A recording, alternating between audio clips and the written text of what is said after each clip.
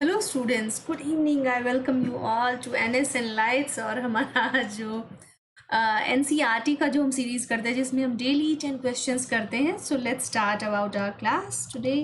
और आज हमारी क्लास में बहुत स्पेशल एनसीईआरटी हमने इंक्लूड की है। जो 9th क्लास बहुत डिस्प्यूटेड था, मुझे लग रहा था आप लोगों को बहुत प्रॉब्लम हो रहा था इकोनॉमिक्स करने में। So that's how I included the economics one, the class 9th economics. और इसका हम इसमें से 4 ही चैप्टर्स थे, राइट। बहुत small book it was, okay, और very simple, very basic book. So that's how. चलिए स्टार्ट करते हैं। मैंने लाइव आने का बहुत ट्राई किया but it was a failure. Okay, so चलिए शुरू करते हैं। यहाँ पे क्लास कर लेते हैं, कोई बात नहीं। आज आपके लिए रिकॉर्डेड क्लास होगा ये। So that's how. चलिए, your first question would be about physical capital, about your from your first chapter का। चैप्टर फर्स्ट होगा, आपने देखा है। उसमें से बहुत सिंपल क्वेश्चन है कि इट इज आस्किंग अबाउट, ये देखिए assertion जो फॉलोइंग है इसमें कि to items that come under physical capital are fixed capital and working capital. Is it true or not? Under the physical, ये देखिए हमने true पूछा है। Under the physical capital, tool, machines and buildings are called working capital. क्या ये working capital में आता है? देखते हैं।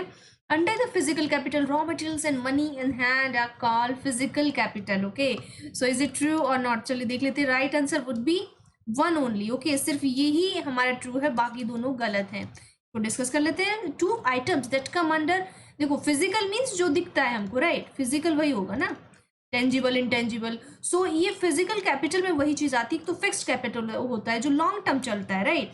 और एक वर्किंग कैपिटल होता है जो स्मॉल टाइम के लिए हमको उस पर्पज को फुलफिल करने के लिए जस्ट हमको लेना पड़ता है, राइट। तो देख लेते हैं। Physical capital is an important factor to in production. Two items that come under physical capital are fixed capital and working capital. ठीक है। सो मतलब दो उसके पार्ट है, हमने बता दिया, एक फिजिकल है, एक वर्किंग है। Tools, machine, buildings can be use in production over many years. ये देखिए, ये इसका मेन रीजन है कि इसको हम फिक्स कैपिटल बोलते हैं। फिक्स मतलब जो लंबे टाइम तक चले।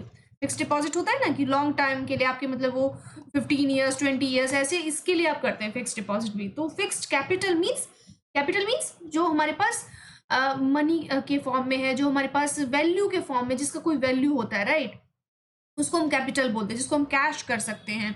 सो और जिससे हम अपना यूज कर सकते हैं अपनी इकोनॉमी को इंक्रीज करने में। That's how. So raw materials and money in hand, ये देखो लिक्विडिटी मतलब मनी इन हैंड, जो हमारे हाथ में मनी है, उस टाइम पे पैसा है, उसको हम रॉ मटेरियल, जो उस टाइम, सिर्फ देखो रॉ मटेरियल हमेशा के लिए तो रह नहीं सकता है ना, तो थोड़े टाइम के लिए रॉ मटेरियल रहेगा, तो उसको हम क्या बोलेंगे, वो वर्किंग कैपिटल, मतलब स्मॉल टाइम के लिए कैपिटल है। कैपिटल तो है, उससे हम फायदा उठा रहे हैं, उससे कैपिटल, उससे कैश भी कर सकते हैं उसको, बट उससे कुछ टाइम के लिए हम यूज कर सकते हैं, राइट। सो इसको हम वर्किंग कैपिटल बोलेंगे। Unlike tools, machines and buildings, ये देखो ये फिक्स चीजें हैं, मतलब लॉन्ग टर्म के लिए चीजें हैं, उनको हम फिक्स कैपिटल बोल देंगे। So next question is about factors of production. ये देखो एफओपी बहुत फेमस, बहुत इंपॉर्टेंट, आपने हर जगह आप इसको पढ़ेंगे।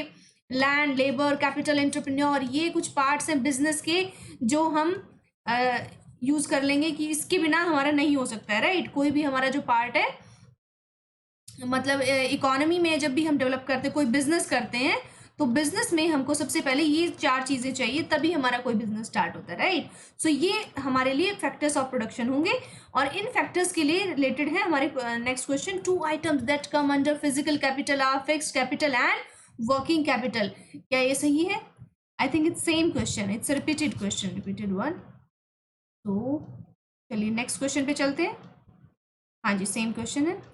नेक्स्ट क्वेश्चन इज अबाउट, ये देखिए, ये टर्शरी सेक्टर, सेकेंडरी सेक्टर और प्राइमरी सेक्टर, इससे रिलेटेड एक छोटा सा क्वेश्चन है कि ये कौन सा है। In the context of economic activities the primary sector includes, कौन सा सेक्टर है?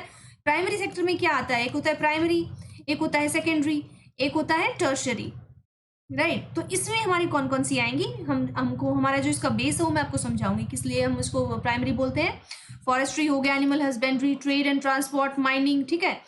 और ये देखिए ओनली 1, 2 and 4, बिकॉज देखो प्राइमरी सेक्टर कौन सा होता है हमारा? प्राइमरी सेक्टर जो डायरेक्ट या तो एग्रीकल्चरल से हमारा रिलेटेड हो, या हमारा माइनिंग से रिलेटेड हो, ठीक है। उसके बाद जो इन्हीं चीजों को, जो प्राइमरी की चीजें हैं, उन्हीं को, सपोज एग्रीकल्चर से हमको हम मिल्क बना रहे हैं, ठीक है। उससे मान लो हमारे पास बहुत सारे एनिमल्स हैं, हम उससे मिल्क बना रहे हैं, हमारे पास बहुत सारे फार्म्स हैं, वहाँ से हम ग्रेन्स बना रहे हैं, ठीक है। ग्रेन्स हमारे पास बहुत ज़्यादा प्रोडक्शन हो गया, उसको जब हम फैक्ट्रीज में लेके जाएंगे तो ये हो जाएगा, उसको जब मैन्युफैक्चर गुड्स बनाएंगे, उसका ब्रेड बनाएंगे सपोज, तो ये हमारा हो जाएगा, क्या हो जाएगा, ये सेकेंडरी एक्टिविटी हो जाएगा, ठीक है। देन उसका जो गुड्स हम बनाएंगे उसका प्रमोशन करना होगा, उसके लिए हमको फैक्ट्रीज में उसको सेल करना होगा, तो वो हमारी सर्विस सेक्टर हो जाएगा, ठीक है। सो ये हमारा जो प्राइमरी सेक्टर होगा उसमें सिर्फ 1, 2 एंड 4 आएगा, ठीक है। देख लेते हैं। The various activities have been classified into 3 main sectors. हमारी जो इकोनॉमिक एक्टिविटीज है स्पेशली, वो हम 3 सेक्टर्स में डिवाइड करते हैं, आपने बताया। और इसमें primary, secondary and tertiary. Primary secretary sector includes agriculture, forestry, animal husbandry, fishing, poultry farming and mining. ये देखो सब लैंड से रिलेटेड जो बेसिक हमारी चीजें उससे रिलेटेड ही ये चीजें हैं, ठीक है। ये देखिए, सो क्वेरिंग मतलब खोदना, खुदाई करना। Manufacturing is included in the secondary sector. ये देखो, क्वेरिंग, खुदाई और मैन्युफैक्चरिंग और इंक्लूडेड इन द सेकेंडरी। और फिर उसके बाद जो सर्विस सेक्टर आ जाता है उसको हम टर्शरी बोल देते हैं, ठीक है। जो हमारे डिफरेंट बीपीओज होते हैं, जो हमारी सर्विस इंडस्ट्रीज होती हैं, इंश्योरेंस हो गया हमारा, ये जो पॉलिसीज हो गया कुछ भी, तो ये हमारे थर्ड टर्शरी सेक्टर में आता है, ठीक है। ये देख लेते हैं। Next is about culture. So ये देख लीजिए अनएम्प्लॉयमेंट के बारे में कि डिस्गाइज्ड अनएम्प्लॉयमेंट यूजुअली इसका मतलब क्या होता है। ये देखिए 1 और 4 ऑप्शन दिए और सबका एक एक ऑप्शन में डाल दिया है, ठीक है। सो आपको बताना होगा अनएम्प्लॉयमेंट इन हाउस वाइफ्स, मतलब जो घर में जो औरतें होती हैं, though they are working but they are not considered as working, okay. उनको वर्क तो वो 24 आवर्स करती, 24/7 करती हैं, बट उनका काम गिना नहीं जाता, इकोनॉमी में उसका कोई पार्ट नहीं होता है, right. Unemployment among people over 60 years of age, मतलब जो अगर 60 ईयर से ऊपर हो जाता है पर्सन, क्या उसकी अनएम्प्लॉयमेंट को हम डिस्गाइज्ड अनएम्प्लॉयमेंट बोलेंगे। देखते हैं। The task which could be completed by less people still engages extra people which do not increase the productivity as well, okay। मतलब अगर किसी काम को करने में हमको 4 लोगों का जरूरत है सपोज, और बहुत ज्यादा पॉपुलेशन, तो हम सोचते हैं कि चलिए उसी काम के लिए हम 10 लोगों को लगा लेते हैं। सो जो एक्स्ट्रा 6 पीपल आर देयर ना, ये हमारा डिस्गाइज्ड अनएम्प्लॉयमेंट होगा इनका, ठीक है। मतलब उनको जो ज्यादा हमारा यूज कर लेते हैं उन पर्सन को, उसको हम वो उनका यूज नहीं था उस काम में actually, right. When people are employment in large quantity, क्या उसको बोल देते हैं, लेट्स सी। सो हमारा मैंने बताया आपको third option is the right option, ठीक है। चलिए डिस्कस कर लेते हैं इसको। So in case of disguised unemployment people appear to be employed, people लोग दिखते तो है कि उनके पास एम्प्लॉयमेंट है, उनको रोजगार मिला हुआ है, बट ऐसा होता नहीं है, राइट। होता कैसे, but their marginal productivity is zero, मतलब उनका जो प्रोडक्टिविटी है वो जीरो है, क्योंकि अगर उनको हम ना भी लगाते तो भी वो काम चलता रहता, उनकी कोई खास जरूरत नहीं है उस काम में। This usually happens among people among family members engaged in agricultural activities. ये देखो, एक आदमी के 4 खेत हैं उसमें, और सपोज 4 आदमी लग रहे हैं, और उसमें फैमिली में 10 लोग हैं, तो वो 10 लोग उसी 4 का जो काम है खेत में, वो सिर्फ 4 लोगों से भी हो सकता है, बट वो 10 के 10 लोग भी लगे हुए हैं। तो कहने का मतलब है वो जो प्रोडक्टिविटी होगा वो सब में शेयर तो इक्वली होगा, बट वो इससे काम सिर्फ 4 से भी हो सकता था, और 10 इसमें 6 लोग ज्यादा लग रहे हैं, ठीक है। तो मतलब 6 लोग एक्स्ट्रा हैं, इनका कोई मीनिंग नहीं था, अगर ये नहीं होते तो भी काम चलता रहता, ठीक है। सो ये डिस्गाइज्ड अनएम्प्लॉयमेंट का मीनिंग होता है, ओके। इसको ध्यान से समझिए, बहुत बारीक है, देख लीजिए। The work requires the service of 5 people but engages 8 people, वही एग्जाम्पल है। 3 people are extra, the contribution made by the 3 extra people does not add to the contribution made by the 5 people, okay। जो 5 लोगों का जो contribution है उसमें कुछ add नहीं कर रहा है वो।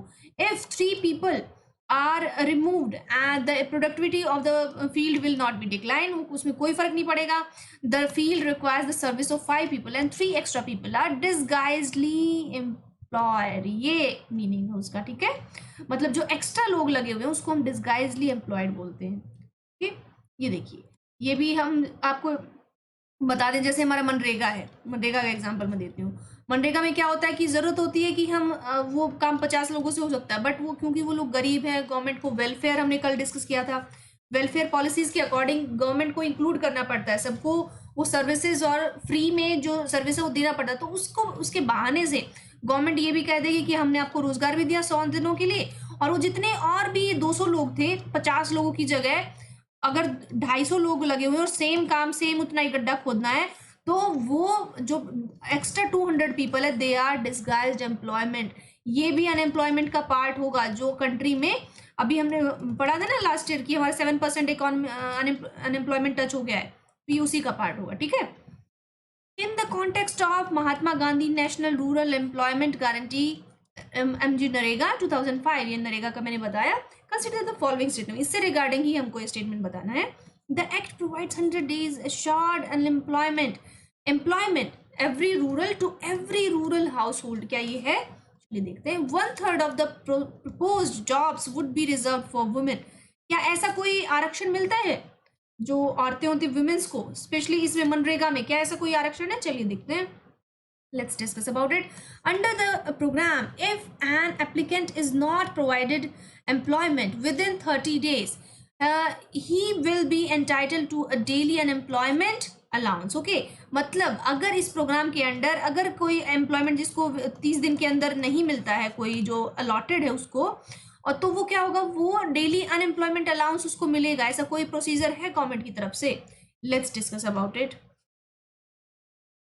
तो हाँ जी, ये देखिए, तो ओनली थ्री इज करेक्ट, मतलब ये सिर्फ यही करेक्ट है, ये दोनों इसमें गलत हो जाएंगे, इससे इनका कोई रिलेशन नहीं है। थर्ड स्टेटमेंट इज इनकरेक्ट, ये देखो, मतलब इनकरेक्ट पूछा आई थिंक इसमें, दैट्स हाउ, ये देखो incorrect, third statement is incorrect. Okay, तो ये इसको देख लेना, इनकरेक्ट है, ये दोनों करेक्ट हो जाएगा। ओके, लेट्स फाइन, ये टाइपिंग मिस्टेक्स बहुत होता है, राइट। सो ये गलत हो गया, ये दोनों करेक्ट है, राइट। चलिए देख लेते हैं। Because under this program if an applicant is not provided employment within 15 days, ये देखो हमने 30 दिन का लिखा हुआ था, यहाँ पे 15 days हम उसको कर लेंगे। ओके, ही और she will be entitle to a daily unemployment allowance, ठीक है। अगर उसको बेरोजगारी भत्ता मिलेगा, अगर वो 15 दिन तक उसको हम गवर्नमेंट कोई काम नहीं दे पाती है ना, ठीक है, तो फिर उसको अलाउंस मिलेगा। चलिए next question is about world statistics day. ये अभी बहुत न्यूज में था 2 दिन पहले, राइट। आपको पता होना चाहिए हमारा इतना इंपॉर्टेंट डे है, अभी जा रहा है उसका इंडिया में के लिए क्या इंपॉर्टेंस है। जो नेशनल इंपॉर्टेंस की चीजें होती हैं वो हमेशा आपको न्यूज में सबसे पहले पढ़नी चाहिए, राइट। सो अब हमारा आपको ये जो प्रॉब्लम है न्यूज से रिलेटेड, वो भी प्रॉब्लम हम सॉल्व कर देंगे, बिकॉज मेरा कोर्स आ रहा है अनअकैडमी पे। डेली मैं करंट अफेयर्स कराऊंगी आपको वहां पे, राइट। करंट अफेयर्स मेरा होगा मॉर्निंग 11 AM, ये 11 AM हो जाएगा, और इवनिंग में आपका 6 PM हमारी सेम जो हमारा लास्ट में टाइम होता था अनअकैडमी पे, same on the same time हमारा मॉडर्न हिस्ट्री का क्लास आएगा, राइट। मॉडर्न हिस्ट्री, तो प्लीज बी विद अस। और हमको आप देखिए वहाँ पे बहुत अच्छा कोर्स होने वाला है, बहुत इंक्लूसिव कोर्स में करने वाली हूँ, जिसमें आपको मॉडर्न हिस्ट्री से रिलेटेड अगर आप इस बार प्रीलिम्स दे रहे हैं तो आपका कोई क्वेश्चन नहीं वहाँ से रहेगा, ठीक है। सो स्टैटिस्टिक्स डे इससे रिलेटेड क्वेश्चन है। It is celebrated every year, ये देखो हर साल मनाया जाता है या नहीं। On the birth anniversary of professor PC मेहलानोबिस, जब आप 11th class NCERT about economics जब पढ़ेंगे, तो देखो इकोनॉमिक्स का आज मैंने पढ़ा, इकोनॉमिक्स से रिलेटेड मैं क्वेश्चन ले आया, तो ऐसे ही मैं रिलेटेड आपके लिए चीजें लेके आती रहूंगी जो आपके लिए हाईली इंपॉर्टेंट रहेंगी। ओके, सो ये चीजें आपको करनी होंगी इसमें, बिकॉज ये इंपॉर्टेंट हो जाती है चीज़ें जो, अगर सपोज स्टैटिस्टिक्स डे है तो हमको सबसे पहले याद आना चाहिए कि ये किससे रिलेटेड है, ये क्यों सेलिब्रेट किया जाता है, तो ये बेसिक चीज़ें आपको हमेशा पता होनी चाहिए। तो इसके लिए आपको NCERT पढ़ना पड़ेगा। NCERT का अगर आपको प्रिपरेशन नहीं हो रहा है तो हमारा यहाँ यूट्यूब पे क्लास होगा, जो यही क्लास अब हमारा 4 PM हुआ करेगा डेली, राइट। तो लाइव हो जाया करेगा या जैसे भी पॉसिबल होगा, बट ये NCERT का क्लास आपके लिए डेली होगा, ठीक है। सो ये देख लेते हैं सेलिब्रेटेड इसके लिए होता है PC Mahalanobis in recognition of his invaluable contribution in establishing the national statistical system. Okay, मतलब कि नेशनल स्टैटिस्टिकल सिस्टम में ये चेंज लाने के लिए PC मेहलानोबिस बहुत फेमस हमारे एक इकोनॉमिस्ट हम उसको कह सकते हैं, उनको कह सकते हैं, उनको हम स्टैटिस्टिशियन कह सकते हैं।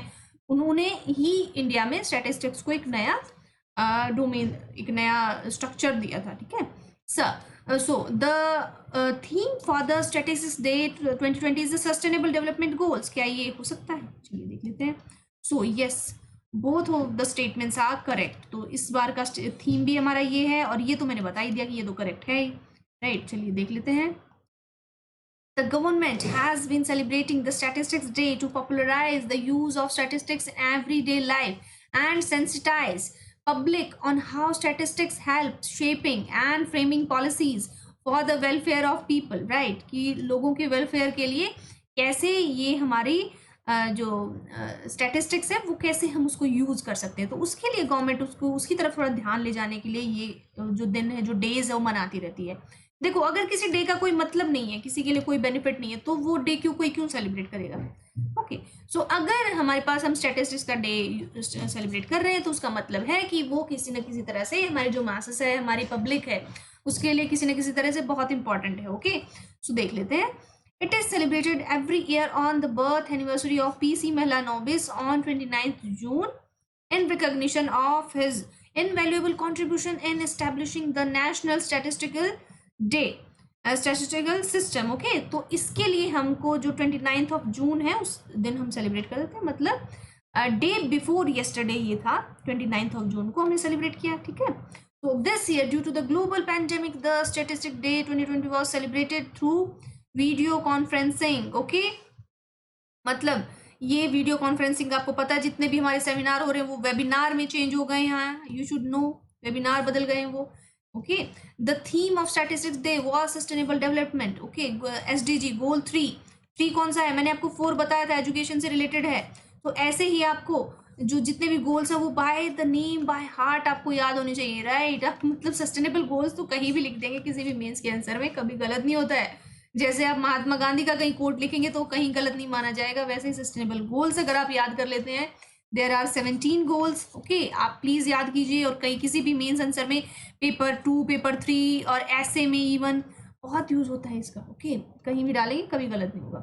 तो ये मेरा मूल मंत्र है।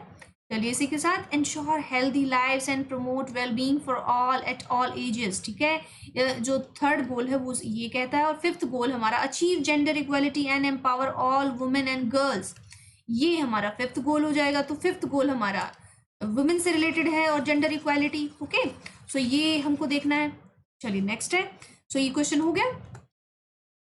सी बिकॉज टाइम इज लेस, आपको 7 PM हमको क्लास देना है, दैट्स वाई मैं थोड़ा सा फास्ट कर रही हूँ। ओके, ये देखिए, इन the context of ration card, ये हमारे जो 1 नेशन 1 राशन कार्ड आपको पता है अभी होने वाला है, तो उससे रिलेटेड मैंने राशन कार्ड से एक बेसिक क्वेश्चन डाल दिया आपके लिए। बताइए मुझे कि कौन सा है ये क्वेश्चन, ये कार्ड किससे रिलेटेड है, ये कार्ड किससे रिलेटेड है, कि कौन सा कोड आपको बताना है कि करेक्टली मैच है। इज इट, मतलब इन ये जो मैच है ना, ये करना है आपको, ऐसे मैच नहीं करने हैं आपको, जो मैच है ऑलरेडी वही बताना है क्या वो सही मैच है या नहीं।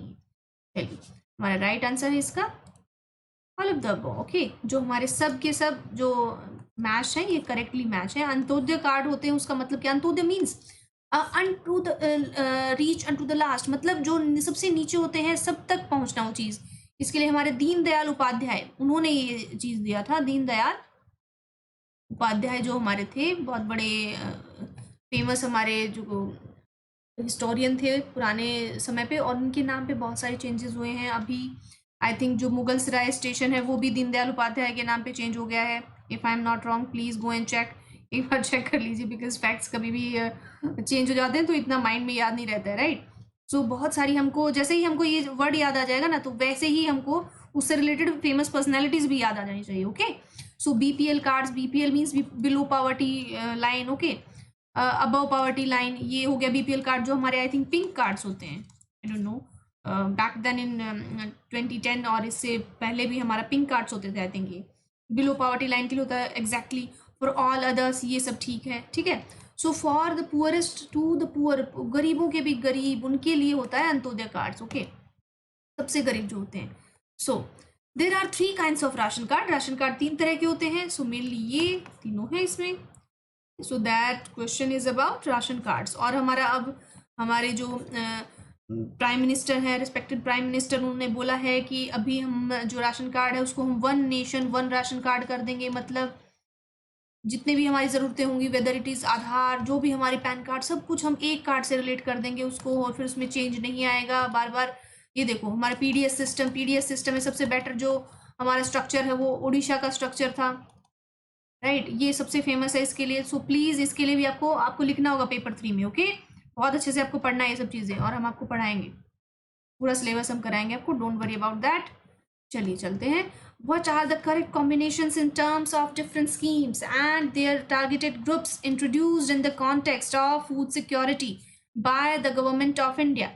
ठीक है, तो ये बताइए हमको कि ये जो टर्म्स है ये क्या है, ये सही से मैच है क्या नहीं है, ये टर्म मतलब इनका मतलब क्या होता है। ओके, तो ये बताना है हमको कि देखो पब्लिक, पब्लिक मतलब ऑफ कोर्स सबके लिए, टारगेटेड मीन्स कुछ लोग टारगेट के लिए, और अंत्योदय मीन्स जो बहुत पुअरेस्ट टू द पुअर है, हमने भी अभी पढ़ा जस्ट, ये देखो poorest of the poor. Annapurna means, Anna means the grains, जो हम ग्रेन्स को हम अन्न बोलते हैं हिंदी में, संस्कृत का शब्द है ये एक्चुअली, तो उसके लिए मतलब बैकवर्ड ब्लॉक। तो ये क्या है, सही है, देखते हैं कौन सा करेक्ट है। 1, 2 and 3 was right और fourth point was wrong, so fourth हमारा गलत है, इसका हम देख लेते हैं मीनिंग। चलिए, TDS is the most, see one thing is that कि जैसे हमारा देखो हमारा इतना प्रॉब्लम्स आता है, बट ना तो मैं पीछे हटती हूँ ना आप लोग पीछे हटते हैं, तो ऐसा ही हमको डेडिकेशन चाहिए यूपीएससी के लिए, राइट। वो यूपीएससी में और कुछ नहीं चाहिए, बस डेडिकेशन फुल टू आप कंसंट्रेशन के साथ लगे रहिए। मेरी क्लासेस में इतनी प्रॉब्लम्स आती हैं, बट मैं फिर भी मैं क्लासेस करती हूँ डेली, नया इक्विपमेंट्स में ऐड कर रही हूँ, अपनी लाइटिंग सब ठीक कर लिया है मैंने, और सी पेन टैब हो गया है, हम पेन से हम लिख सकते हैं, वी कैन राइट नाउ, और बहुत सारी चीज़ें भी और ऐड होना बाकी है। सो आप प्लीज़ बने रहिए हमारे साथ, और क्लासेस इंटरेक्टिव होती रहेंगी और ज़्यादा इंटरेक्टिव होंगी, सो प्लीज़, और अपना जो स्ट्रेंथ है उसको बनाए रखिए। आई वॉज वेरी हैप्पी और फैसिनेटेड विद यू गाइज कि आपने मतलब इतना सपोर्ट करते हैं आप लोग, अगर क्लास में थोड़ा प्रॉब्लम हो जाता है तो आप फिर भी वेट करते हैं, you can ask me, you आप आते हैं और मुझसे पूछते भी हैं कि मैम क्लास कब हो रहा है, होगा कि नहीं, तो ट्राई तो हम भी करते हैं, बट आप लोग जो सपोर्ट करते हैं बहुत मैटर करता है, right. I recognise each and every student जो इतना परफेक्टली हमारे साथ लगे हुए हैं, राइट। चलिए देखते हैं, वो important step taken by government of GOI towards ensuring food security. In the beginning, the coverage of PDS was universal with no discrimination between the poor and non-poor. Over the years, the policy related to PDS has been revised to make it more efficient and targeted. ठीक है, PDS का जो system है, पहले क्या होता था, पहले जो PDS जिनके यहाँ पे होता था, जो PDS ऑफिसर होते थे, जो अलॉट होते थे, जो उसके लिए PDS को बांटने के लिए, वो क्या करते थे, वो उसका गबन कर जाते थे। गबन मीन्स वो उसको हड़प लेते थे, जो अनाज आता था उसको महंगे दामों में बेच देते थे, ऐसे कुछ। बट अब गवर्नमेंट है इसके लिए बहुत स्ट्रिक्ट हो गई है, राइट। तो ये इसके जो रूल्स है PDS के लिए, PDS बहुत ज़रूरी है गवर्नमेंट के लिए, और बिकॉज अभी देखो कल का ही न्यूज़ है, हमारी जो गवर्नमेंट है, हमारे प्राइम मिनिस्टर उन्होंने बोला है कि 80 करोड़ जो हमारे गरीब लोग हैं उन सबको फ्री में ग्रेन्स दिए जाएंगे, अनाज दिया जाएगा by the end of November of Diwali उस तक, क्योंकि आपको पता है कितना बुरा सिचुएशन हो रहा है पेंडेमिक से, देश में लोग भूखे मर रहे हैं, राइट। सो उससे निपटने के लिए हमको जो PDS जो जैसी जो सुविधाएं हैं उसको बहुत अच्छे से हमको यूज़ करना होगा, एफिशिएंटली यूज़ करना होगा, right. So, this is all about, or in 1992 revamped public distribution system was introduced in 17 blocks. ये देखिए इसका हिस्ट्री है, अंत्योदय योजना and the Antyodaya Annapurna scheme was special target groups of poorest of the poor and integrated senior citizens. Okay, so this is all about this. और next question is about Interpol. ये क्या होता है, ये Interpol भी हमारा बहुत important है। चलिए, Consider the following statements about Interpol. अब Interpol क्या होता है? It is an intergovernmental international criminal police organization और of under the United Nation, क्या United Nation के अंडर है? चलिए देख लेते हैं। All the member states have same rights. जितने member state होते हैं क्या उसके सबके same rights है irrespective of their size of their financial contribution to the organization. मतलब Interpol को जितना पैसा देंगे क्या उससे रिलेटेड क्या उतने ही राइट्स उनको मिलेंगे, मतलब पैसा दो उसके बदले में आपको सुविधाएं लो, ऐसे होता है क्या इसमें? The National Investigation Agency, designated as the National Central Bureau of India, and the central contract point of Interpol in India. Okay, चलिए देख लेते हैं, let's see. Only second statement was correct, ये सब नहीं है, right? ये देखिए कोई UN से related नहीं है ये। Second thing is the National Investigation designed at National Center Bureau of India, नहीं, ऐसा कुछ नहीं, Central Bureau इसके लिए नहीं होता है। Okay, Iran has issued an arrest warrant for the US president, asked Interpol for help in the detaining the US president. ये देखो ईरान ने तो पूरा हद ही कर दिया, US प्रेसिडेंट हमारे डोनाल्ड ट्रंप जी को उन्होंने भेज दिया वारंट कि हम आपको गिरफ्तार करेंगे, राइट, और रखेंगे अकाउंट को, क्योंकि ईरान में तो पूरा कोरोना हो गया है। ईरान ने खुद अपने 80,000 जितने भी उनके वो थे प्रिजनर्स थे, उन सबको छोड़ना पड़ा बिकॉज ऑफ कोरोना। रखेंगे कहाँ उनको? ये तो सोचना चाहिए। The international criminal police organisation, इसको हम इंटरनेशनल इंटरपोल बोलते हैं, इंटरनेशनल क्रिमिनल पुलिस ऑर्गेनाइजेशन, ये इसका फॉर्म है और इसको ही हम इंटरपोल बोलते हैं। इसके भी कुछ जो इसके स्टेजेस होते हैं, जो डिफरेंट डिफरेंट क्राइम्स होते हैं, उसके लिए इन्होंने कलर डिसाइड है कि इस कलर के लिए ये क्राइम होता है, इस कलर क्राइम के लिए ये कलर डिसाइड है, ऐसे कुछ है इसमें। is an intergovernmental organization with 194 member countries. Interpol has an observer state as the United Nations. देखो ऑब्जर्वर है मतलब फाउंडर नहीं है, ठीक है, कि उसकी ऑब्जर्वेशन में काम करता है यूएन के में, बट यूएन इसमें पूरा फुल्ली इसको वो नहीं कर सकता गाइडेड, और इसके अंदर नहीं आता है, right. All the member states have the same rights irrespective of the size of their financial contribution of the to the organization. मतलब किसी का साइज ज्यादा है, बड़ा है, छोटा है, किसी के पास ज्यादा पैसे है, नहीं है, वो भी इसमें पार्ट कर सकता है, उतना ही इसका कंट्रीब्यूशन होता है। In each country Interpol has a national central bureau NCB which provides the central point of contract. Okay, एक central bureau of investigation which is federal, और ये आप पढ़ लेना इससे रिलेटेड। CBI होता है वो, okay, provides the central point of contact for India in the Interpol. Okay, next question is about, see, so next question is about, हमने एक आर्ट एंड कल्चर का आपके लिए क्वेश्चन डालना, बहुत फेमस आपका नालंदा, आप सबको पता है, एकदम डिफिकल्ट नहीं है। कहाँ किसने एस्टेब्लिश किया ये? It was originally built by emperor Kumar Gupta of Gupta dynasty. Is it true और नॉट? पोस्ट द गुप्ता के बाद में Nalanda was destroyed by several kings, particularly during the 7th century under the reign of Emperor Harsha of Kannauj. Both Chinese pilgrims Hunsang and Fahian studied at Nalanda. Okay, देख लेते हैं मतलब क्या ये सही है? So only 1 and 3 is correct और ये गलत है, right? मतलब चाइनीज पिलग्रिम से देखो, ह्यूनसांग और फाहियान जो दो चाइनीज आए थे, बहुत फेमस हुए हैं, इनके रिलेटेड मैंने आपको स्टोरीज भी बताई कि उसके साथ क्या क्या हुआ था जब वो आए थे और जा रहे थे। तो एंड देन आफ्टर ये जो हमारे कुमार गुप्त थे, गुप्ता डायनेस्टी के, ये भी आए थे, इन्होंने इसको एस्टेब्लिश किया था एक्चुअली, ठीक है। देखो महावीरा नालंदा, महावीरा जिसको हम बोलते हैं, मतलब ये एक तरह से मोनास्ट्री है, जो हमारे बुद्धिस्ट मॉन्क्स होते हैं उनके लिए मोनास्ट्री होती थी, मतलब यहाँ पे रहते थे वो। A large and reversed Buddhist monastery in the ancient kingdom of Magda, modern day Bihar, originally built by Emperor Kumar Gupta of Gupta dynasty. Expansion work continued during and after Gupta period. Post the Gupta period, Nalanda continued to develop under the auspices of several kings, particularly during the 7th century under the reign of Emperor Harsha of Kannauj. The Chinese pilgrims Hunsang and Fahian studied at Nalanda and have left of the settlement and its life. Okay, मतलब Chinese जो वो आए थे हमारे emperor, वो जो फाहियान और Hiuen Tsang, वो भी यहाँ पे उन्होंने मतलब स्टडी किया है एक्चुअली, ठीक है। यहाँ से बहुत सारी बुक्स लेके गए थे वो, कि ये अलग स्टोरी है। उनको इंडिया के कल्चर से इतना फैसिनेटेड हो गए थे वो दोनों, कि यहाँ से ढेरों बुक लेके गए थे, सेम लाइक मी। जहाँ भी जाती हूँ बुक लेके आती हूँ। मतलब ये देखिए, ये मेरे कुछ हैंडल्स हैं, आप प्लीज़ यहाँ पे फॉलो कर लीजिए। अब अनअकैडमी स्टार्ट हो गया पूरे फुल फॉर्म में, राइट। आप मेरा 3 जुलाई से मेरी क्लासेस को एक्सेस कर सकते हैं, नो डाउट। और please like, share and subscribe me on YouTube as well. YouTube पे भी क्लासेस रहेंगी, डोंट वरी। मेरा बहुत ज़्यादा स्टेमिना है, मैं ज़्यादा, मुझे कितना भी काम हो जाए मैं कभी थकती नहीं हूँ काम करने से, राइट। सो उसका प्रॉब्लम मत लीजिए, क्लासेस ज़्यादा ही होंगी, कम कभी नहीं होंगी, राइट। अभी तो आपका जो इसके लिए क्लास है आर्टिकल वाला 1 मिनट कैप्सूल, वो भी रहता है, वो भी आएगा, ठीक है, वो भी अभी देना है आपको। So this is all about today. और ये हमने एनसीईआरटी जो जिससे आप डर रहे थे सबसे ज़्यादा, मैम इकोनॉमिक्स नहीं, इकोनॉमिक्स मत कीजिए, साथ में कर लीजिए, ऐसा कुछ था ही नहीं, बहुत सिंपल इकोनॉमिक्स थी। इसको 2-4 बार पढ़िए, एकदम बच्चों वाला बुक है, राइट, कुछ नहीं था इसमें।